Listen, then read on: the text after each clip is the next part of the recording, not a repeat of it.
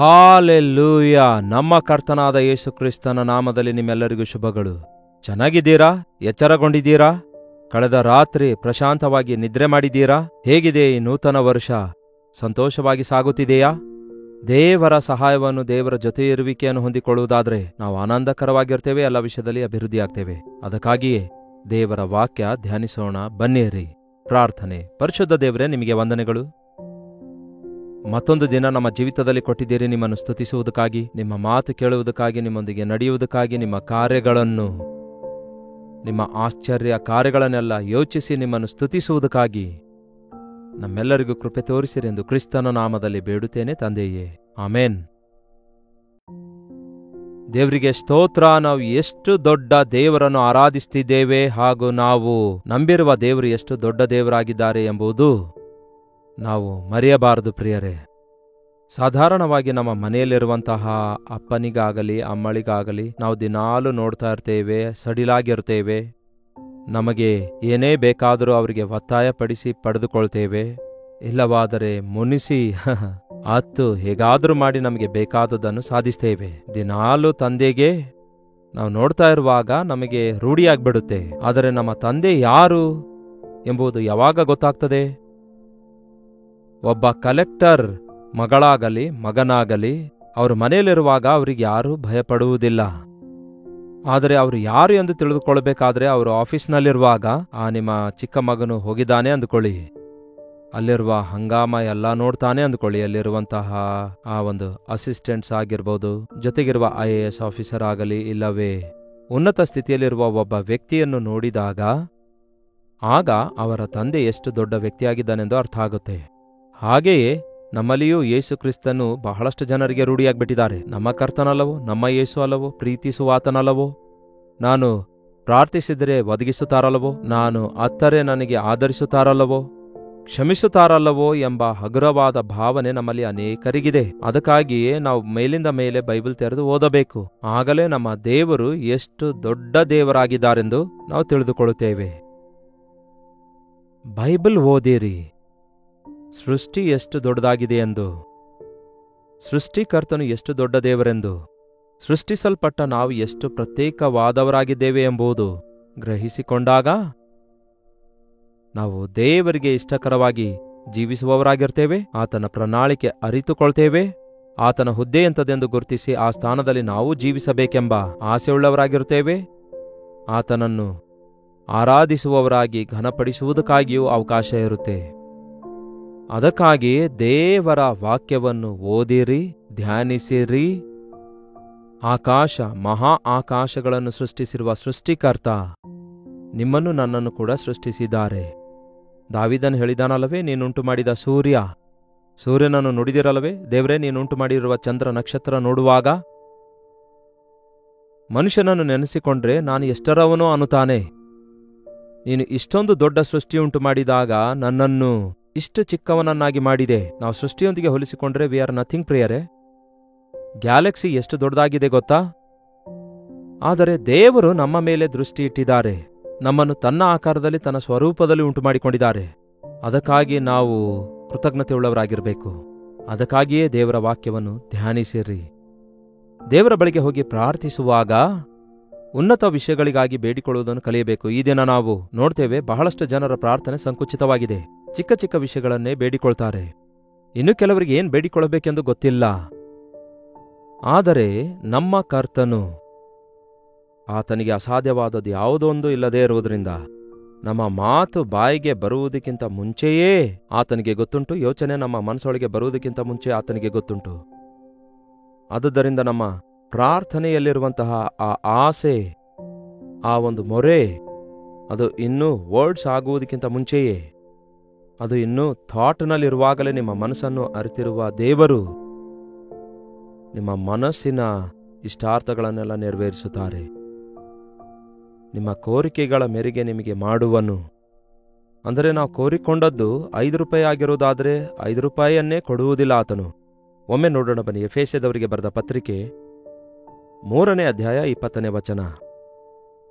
ನಮ್ಮಲ್ಲಿ ಕಾರ್ಯ ಸಾಧಿಸುವ ತನ್ನ ಶಕ್ತಿಯ ಪ್ರಕಾರ ನಾವು ಬೇಡಿಕೊಳ್ಳುವುದಕ್ಕಿಂತಲೂ ನಾವು ಊಹಿಸಿದವುಗಳಿಗಿಂತಲೂ ಅತ್ಯಧಿಕವಾದದನ್ನು ಮಾಡಬಲ್ಲಂತಹ ದೇವರಿಗೆ ಯೇಸುಕ್ರಿಸ್ತನ ಮೂಲಕ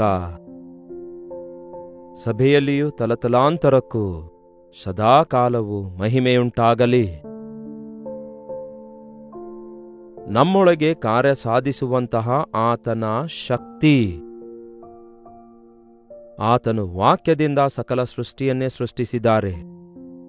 ಆತನು ತನ್ನ ಕೈಗಳಿಂದ ನಮ್ಮನ್ನು ನಿರ್ಮಿಸಿದ್ದಾರೆ.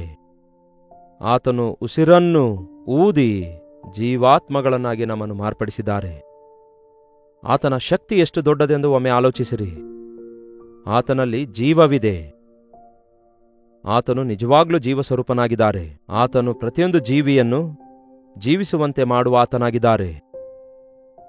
ತನ್ನಲ್ಲಿರುವ ಶಕ್ತಿಯ ಪ್ರಕಾರ ಒಬ್ಬ ವ್ಯಕ್ತಿ ಘೋರ ಪಾಪಿಯಾಗಿರುವಂಥವನು ಪರಿಶುದ್ಧನಾಗಿ ಮಾರ್ಪಡುತ್ತಿರುವುದಾದರೆ ಅದು ಮಾನವ ಮಾತ್ರದವರಿಂದ ಸಾಧ್ಯವಿಲ್ಲ ಪ್ರಿಯರೇ. ಕೆಲವೊಂದು ಚಟಗಳನ್ನು ಬಿಡಬಹುದೇನೋ, ಸ್ವಲ್ಪ ಕಾಲ ಬಿಡಬಹುದೇನೋ, ಆದರೆ ಸ್ವಭಾವವನ್ನೇ ಮಾರ್ಪಡಿಸಬಲ್ಲಂತಹ ಶಕ್ತಿ ನಮ್ಮ ಕರ್ತನಾದ ಯೇಸುವಿನ ದೊಡ್ಡ ಶಕ್ತಿಯಾಗಿದೆ. ನಾವು ರಕ್ಷಿಸಲ್ಪಟ್ಟ ನಂತರ ದೇವರ ಶಕ್ತಿ ನಮ್ಮೊಳಗೆ ಕಾರ್ಯ ಸಾಧಿಸುತ್ತೆ, ಅಂದರೆ ಕಾರ್ಯಗಳನ್ನೆಲ್ಲ ಸಫಲಗೊಳಿಸುತ್ತೆ. ನಿಜವೇ, ಮನುಷ್ಯರನ್ನು ನಾವು ನೋಡುತ್ತಾ ಇರುವಾಗ, ಒಬ್ಬ ಸಹಜ ಮನುಷ್ಯನನ್ನು ನೋಡುವಾಗ, ಪ್ರಕೃತಿ ಸಂಬಂಧವಾದ ವ್ಯಕ್ತಿಯನ್ನು ನೋಡುವಾಗ, ಸ್ವಲ್ಪ ಹೊತ್ತು ಕೂತ್ಕೊಂಡು ಅವರೊಂದಿಗೆ ಮಾತಾಡುವಾಗ ನಮ್ಗೆ ಏನು ಅರ್ಥ ಆಗುತ್ತೆ? ಅವರ ಆಸೆ ಏನು, ಅಭಿಲಾಷೆ ಏನು, ಅವರ ಕೋರಿಕೆ ಏನು? ಈ ಲೋಕದಲ್ಲಿ ಸಂತೋಷವಾಗಿರಬೇಕು, ಈ ಲೋಕದಲ್ಲಿ ಎಲ್ಲವನ್ನೂ ಸಂಪಾದಿಸಿಕೊಳ್ಬೇಕು, ಈ ಲೋಕದಲ್ಲಿ ಏನೇನೋ ಲೋಕ ಸಂಬಂಧವಾದವುಗಳು ಸಾಧಿಸಿ ಮುಗಿಸಬೇಕೆಂಬ ತವಕವೇ ಇರುತ್ತೆ ಹೊರತು ಅದಕ್ಕಿಂತಲೂ ಮಿಗಿಲಾದ ಆಧ್ಯಾತ್ಮಿಕ ಚಿಂತನೆ ಕಾಣಿಸೋದಿಲ್ವಲ್ಲ. ಕೆಲವರು ಆಧ್ಯಾತ್ಮಿಕ ಅಂದರೆ ಭಕ್ತಿಯುಳ್ಳವರಾಗಿರುತ್ತಾರೆ. ಆ ಭಕ್ತಿ ಕೂಡ ಹೊತ್ತಿಗೋಸ್ಕರವೇ ಎನ್ನುವಂತೆ, ಭಕ್ತಿ ಕೂಡ ಲೋಕಕ್ಕಾಗಿಯೇ ಎನ್ನುವಂತಿರುತ್ತೆ. ಈ ದಿನಗಳಲ್ಲಿ ಬಹಳಷ್ಟು ಜನ ಕ್ರೈಸ್ತರ ಭಕ್ತಿ ಕೂಡ ಹೀಗೆಯೇ ತಯಾರಾಗಿದೆ.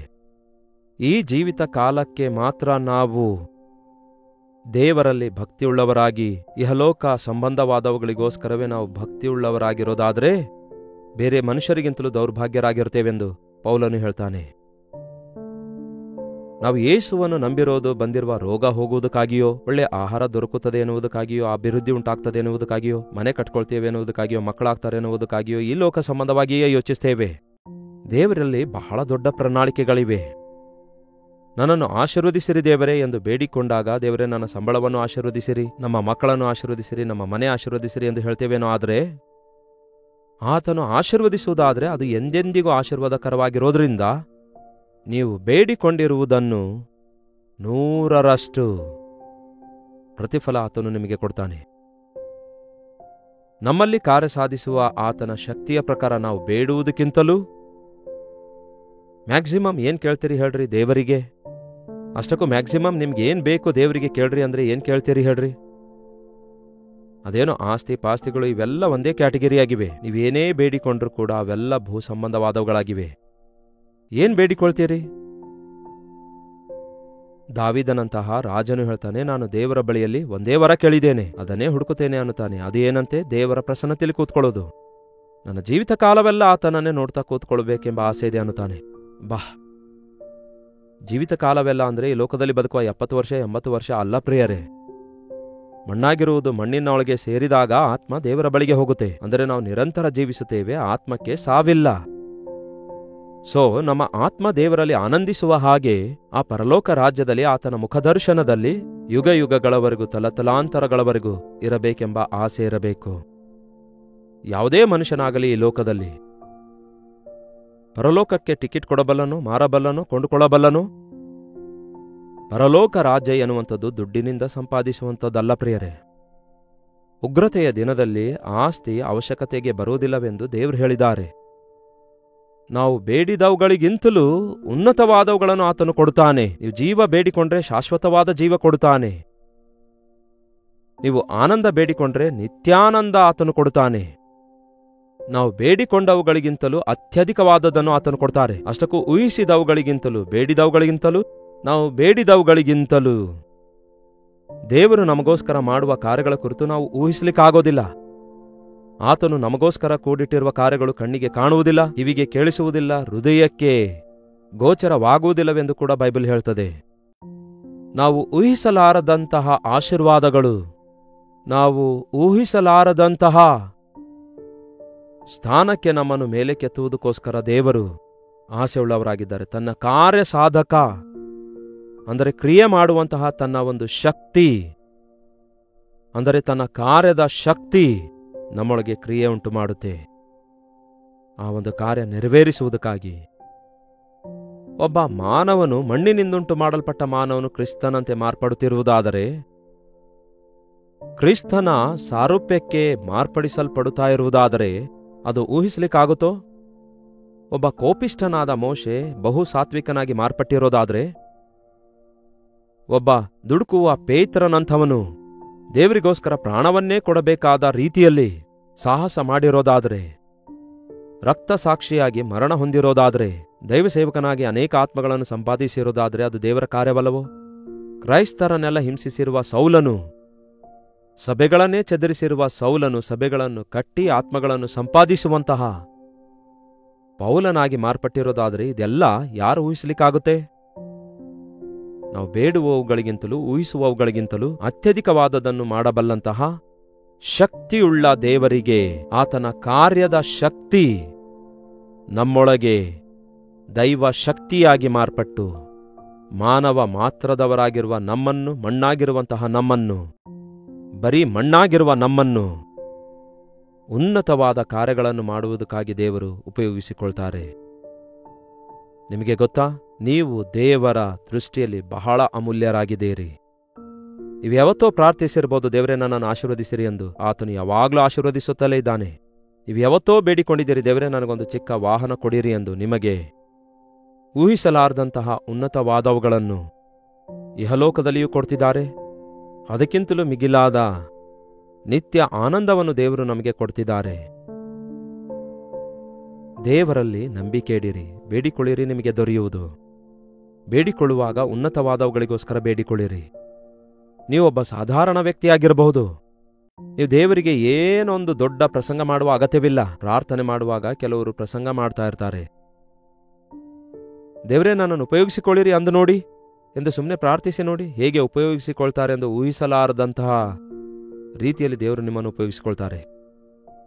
ದೇವರ ಆತ್ಮನಿಂದ, ಅಂದರೆ ದೇವರ ಆತ್ಮನಿಂದ ತುಂಬಲ್ಪಟ್ಟವರು, ದೇವರಿಗೆ ಸಮರ್ಪಿಸಿಕೊಂಡವರು, ಪೂರ್ತಿಯಾಗಿ ದೇವರಿಗೆ ವಿಧೇಯರಾದವರ ಮೂಲಕ ಎಂತಹ ದೊಡ್ಡ ದೊಡ್ಡ ಕಾರ್ಯಗಳನ್ನು ದೇವರು ಮಾಡ್ತಾರೆಂದು, ಅವರ ಮುಖಾಂತರ ಎಂತಹ ದೊಡ್ಡ ಅದ್ಭುತ ಕಾರ್ಯಗಳನ್ನು ಮಾಡಬಲ್ಲರೆಂದು ಇನ್ನೂ ಪ್ರಪಂಚ ನೋಡಲಿಲ್ಲ ಅಂದಿದ್ದಾನೆ ಒಬ್ಬ ಭಕ್ತನು. ಈಗಾಗಲೇ ಎಷ್ಟೋ ಜನ ದೇವರ ಕೈಯಿಂದ ಉಪಯೋಗಿಸಲ್ಪಟ್ಟು ಈ ಭೂಲೋಕವನ್ನೇ ತಲೆ ಕೆಳಗಾಗುವ ರೀತಿಯಲ್ಲಿ ಉಪಯೋಗಿಸಲ್ಪಟ್ಟಿದ್ದಾರೆ. ಕೆಲವೊಂದು ಮಿಷನರಿಗಳು ದೇಶಕ್ಕೆ ಆಶೀರ್ವಾದಕರವಾಗಿ ಮಾರ್ಪಟ್ಟಿದ್ದಾರೆ. ಆದಾಗ್ಯೂ ಇನ್ನೂ ದೇವರ ಶಕ್ತಿ ಅಪರಿಮಿತವಾಗಿದೆ ಪ್ರಿಯರೇ. ಆತನಿಗೆ ವಿಧೇಯರಾದವರಿಗೆ, ಆತನಲ್ಲಿ ನಂಬಿಕೆ ಇಟ್ಟವರಿಗೆ, ಅವರು ಬೇಡಿ ಊಹಿಸಿದವುಗಳಿಗಿಂತಲೂ ಅತ್ಯಧಿಕವಾದದ್ದನ್ನು ಮಾಡಬಲ್ಲಂತಹ ಶಕ್ತಿಯುಳ್ಳ ದೇವರಿಗೆ ಕ್ರಿಸ್ತನ ಮೂಲಕ ಸಭೆಯಲ್ಲಿ ತಲತಲಾಂತರಕ್ಕೂ ಮಹಿಮೆ ಉಂಟಾಗಲಿ. ನಮ್ಮ ಯೇಸುವಿನ ಮುಖಾಂತರ ನಾವು ಅಮೂಲ್ಯರಾಗಿ, ಪ್ರತ್ಯೇಕಿಸಲ್ಪಟ್ಟವರಾಗಿ ಈ ನೂತನ ವರ್ಷದಲ್ಲಿ ದೇವರ ಬಳಿಯಿಂದ ದೊಡ್ಡ ದೊಡ್ಡ ಕಾರ್ಯಗಳನ್ನು ಎದುರು ನೋಡಿರಿ. ನೀವೇನೇನು ಬೇಡಿಕೊಳ್ತಿದ್ದೀರಿ ಎಂದು ಗೊತ್ತಿಲ್ಲ, ಆದರೆ ನೀವು ಬೇಡಿದವುಗಳಿಗಿಂತಲೂ ಅತ್ಯಧಿಕವಾದದ್ದನ್ನು ಮಾಡುವ ದೇವರು, ನೀವು ಊಹಿಸಿದವುಗಳಿಗಿಂತಲೂ ಅತ್ಯಧಿಕವಾದ ಆಶ್ಚರ್ಯ ಕಾರ್ಯಗಳನ್ನು ಈ ನೂತನ ವರ್ಷದಲ್ಲಿ ದೇವರು ನಮ್ಮ ಜೀವಿತದಲ್ಲಿ ಮಾಡಲು ಶಕ್ತನಾಗಿದ್ದಾರೆ ಎಂದು ನಂಬಿರಿ. ನಿಮ್ಮನ್ನು ನೀವು ಕರ್ತನಿಗೆ ಸಮರ್ಪಿಸಿಕೊಳ್ಳಿರಿ. ಪರಿಶುದ್ಧ ದೇವರೇ, ಪ್ರೀತಿಯುಳ್ಳ ತಂದೆಯೇ, ನಿಮಗೆ ವಂದನೆಗಳು. ನಾವು ಕೇವಲ ಚಿಕ್ಕ ಚಿಕ್ಕ ವಿಷಯಗಳನ್ನೇ ಬೇಡಿಕೊಳ್ತಿದ್ದೇವೆ. ನೀವಾದರೂ ಉನ್ನತವಾದವುಗಳನ್ನು ಕೊಡಬೇಕೆಂದು ಆಶಿಸುತ್ತಾ ಇದ್ದೀರಿ. ಅಯ್ಯಾ, ನಿಮ್ಮಲ್ಲಿ ನಂಬಿಕೆಯನ್ನು ನಮಗೆ ದಯಪಾಲಿಸಿರಿ. ನೀವು ಎಷ್ಟು ದೊಡ್ಡ ದೇವರಾಗಿದ್ದೀರಿ ಎಂದು ನಂಬುವುದಕ್ಕಾಗಿ ನಿಮ್ಮ ಕಾರ್ಯ ಶಕ್ತಿ ನಮ್ಮಲ್ಲಿ ಕ್ರಿಯೆ ಮಾಡುವ ಹಾಗೆ ನಮ್ಮ ಹೃದಯಗಳನ್ನು ತೆರೆದು ನಿಮ್ಮ ಸನ್ನಿಧಿಯಲ್ಲಿ ಕಾದುಕೊಂಡಿರುವಂತೆ ನಮ್ಮ ಜೀವಿತಗಳನ್ನು ನಿಮಗೆ ಸಮರ್ಪಿಸಿಕೊಂಡು ನಮ್ಮ ಜೀವಿತಗಳು ರೂಪಿಸಲ್ಪಡುವ ಹಾಗೆ, ನೀವು ಆಶಿಸಿದ ಸ್ಥಾನದಲ್ಲಿ ನಾವು ಅಭಿವೃದ್ಧಿಯಾಗಿ ಈ ಲೋಕಕ್ಕೆ ನಾವು ಆಶೀರ್ವಾದಕರವಾಗಿ ಮಾರ್ಪಡುವ ಹಾಗೆ, ನಿಮ್ಮ ನಾಮಕ್ಕೆ ಮಹಿಮೆ ತರುವ ಹಾಗೆ ನಮ್ಮಲ್ಲಿ ಪ್ರತಿಯೊಬ್ಬರಿಗೂ ಸಹಾಯ ಮಾಡಿರೆಂದು ಕ್ರಿಸ್ತನ ನಾಮದಲ್ಲಿ ಬೇಡುತ್ತೇನೆ ತಂದೆಯೇ, ಆಮೇನ್. ತಂದೆಯಾದ ದೇವರ ಪ್ರೀತಿಯು, ಮಗನಾಗಿರುವ ಕ್ರಿಸ್ತನ ಕೃಪೆಯು, ಆದರಣೆ ಕರ್ತನಾದ ಪವಿತ್ರಾತ್ಮನ ಸಹವಾಸವು ಕೂಡಿ ಬಂದಿರುವ ನಮ್ಮೆಲ್ಲರ ಸಂಗಡ ಸದಾಕಾಲಕ್ಕೂ ನೆಲೆಯಾಗಿರಲಿ. ಆಮೇನ್. ದೇವರಿಗೆ ಸ್ತೋತ್ರ. ದೇವರಿಂದ ದೊಡ್ಡ ದೊಡ್ಡ ಕಾರ್ಯಗಳನ್ನು ಅಪೇಕ್ಷಿಸೋಣ. ನಿಮ್ಮ ಪ್ರಾರ್ಥನಾ ಮನವಿಗಳನ್ನು ಹಾಗೆ ಪ್ರೈಸ್ ರಿಪೋರ್ಟ್ಸ್ಗಳನ್ನು 8939731313 ನಂಬರ್ಗೆ, ಹೊರದೇಶದಿಂದಲೂ ಸಹ ವೀಕ್ಷಿಸುವುದಾದರೆ ಇದೇ ನಂಬರ್ಗೆ ಒಂದು ಟೆಕ್ಸ್ಟ್ ಇಲ್ಲವೇ ವಾಯ್ಸ್ ಮೆಸೇಜ್ ಮೂಲಕ ವಾಟ್ಸಪ್ ಕಳಿಸಿಕೊಡಿರಿ. ನಿಮ್ಮ ಪಕ್ಷದಲ್ಲಿ ನಾವು ಪ್ರಾರ್ಥಿಸ್ತಿದ್ದೇವೆ, ನೀವು ಕೂಡ ಪ್ರಾರ್ಥಿಸಿರಿ. Doctor Jayapal Kannada YouTube channel ಅನ್ನು ಲೈಕ್ ಮಾಡಿರಿ, ಶೇರ್ ಮಾಡಿರಿ. ನಿಮ್ಮ ಹೆಸರು ಕಾಮೆಂಟ್ ಸೆಕ್ಷನ್ನಲ್ಲಿ ಬಂದು ಟೈಪ್ ಮಾಡುವುದನ್ನು ಮರೆಯಬೇಡಿ.